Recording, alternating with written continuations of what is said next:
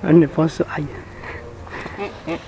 Andiamo sempre con il cubo di Rubik. Sì, ma è impestatissimo, non capisco come diavolo. Non mi dire. Dai, facciamoci, guarda. Troppo. Chi era che mi aveva detto? Una volta qualcuno mi disse che il grande del passato ci guarda nel cinema. E Manu aveva detto che c'era riuscito. Manu c'era riuscito. Cioè no, lui aveva detto così, non so se fosse. No, quello magari stava giocando a Tetris pensando di fare il cubo di Rubik.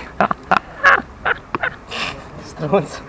Vabbè, non è che so perché è un coglione, è che sono un coglione. Cioè. No, ma ha detto che c'era un tipo di calcolo, c'era tipo degli algoritmi da risolverlo. Ah sì, avevo letto anch'io che c'erano tipo tutti questi calcoli da genio per farlo, ma troppo difficile. Però che è troppo noioso. Sì? C'è un altro.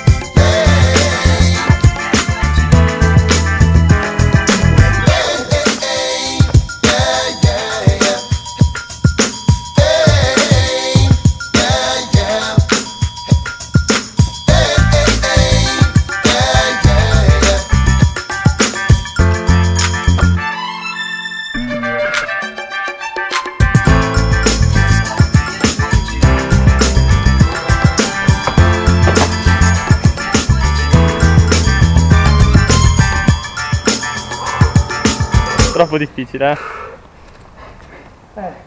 Adesso faccio vedere io. Mm? Watch out, kid!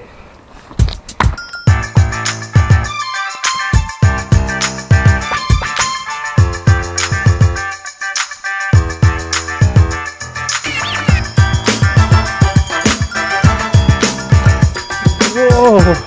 How we do it? Yeah!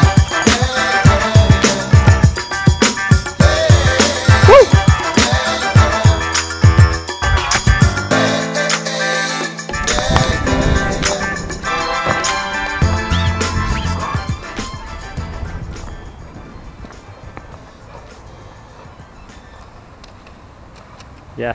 Cazzo di merda. Qui è difficoltà? Che palle! Ti licenzio! Sei licenziato! Sei licenziato! Vai! Me ne vado!